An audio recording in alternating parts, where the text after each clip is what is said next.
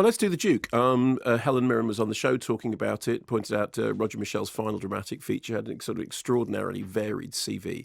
This is based on the stranger-than-fiction true-life story of Kempton Bunton, a retiree who in the mid-60s found himself in the dock for the theft of Goya's portrait of the Duke of Wellington. How did this happen?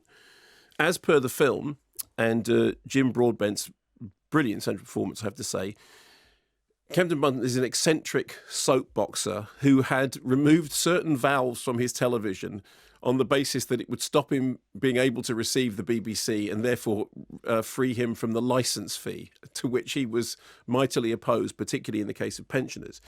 He believed that pensioners shouldn't pay the licence fee, and then he became incensed because it turned out that a large amount of money was being paid to keep a painting by what he described as, it was a half-baked painting by a drunk Spaniard in the UK, and he thought that money could be better spent on pensioners and war widows and for the greater good of mankind.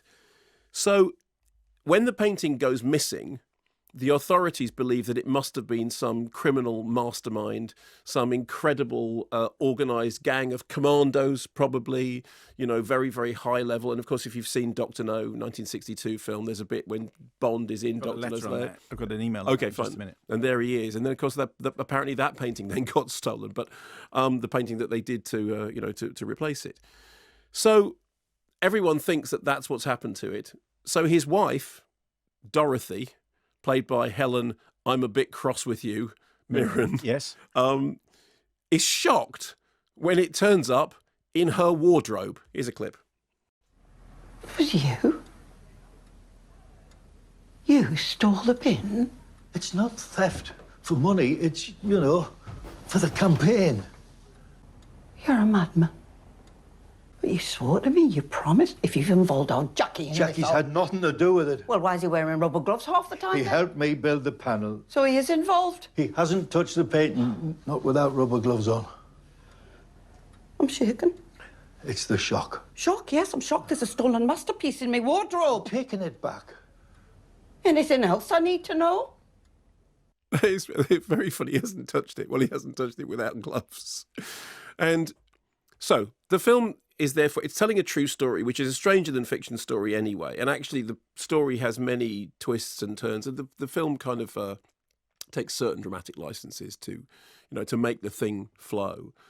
I think the best stuff about it is, I think essentially it's good fun. It's fairly frothy and fairly flimsy. I don't think it's the full Monty, for example. I don't think it's like one of those. It's been received very, very warmly, and clearly Roger Michel is a great loss because he's a really, really talented and fantastically versatile director. I think the film is fun.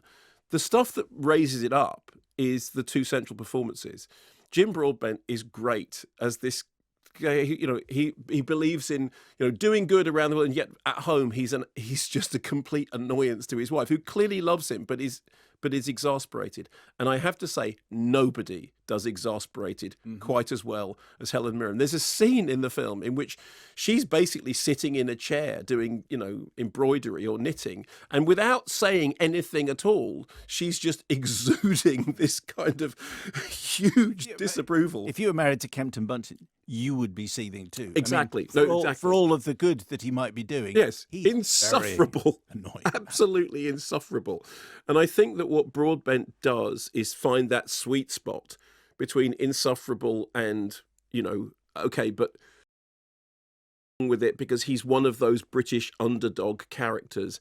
The film owes a great debt to Ealing comedies, and it has that same kind of very British sort of crime caper. I love that word caper, and it is a caper. It absolutely is a caper. It's also quite well done because the way in which the film doesn't reveal just how twisty the story is until it absolutely has to is well done. And I think that thing about the Kempton's character, that he's pompous and exasperating and self-taught and full of knowledge, but absolutely lacking in the basic common sense understanding of. There is a moment in which Helen Mirren, as his wife, says to him, but what about your nearest and dearest? What about the people immediately around you? You're talking about solving all the problems of the world, but what about the people that you actually live with, meaning me? Yes.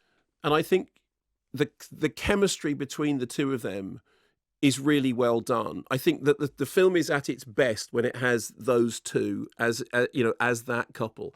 I think beyond that, it's fun. I don't think it's a masterpiece. In the same way that No Goya. there's no Goya. Yeah, it's not a half-baked portrait by some Spanish drunk, but it is entertaining, and it passed it.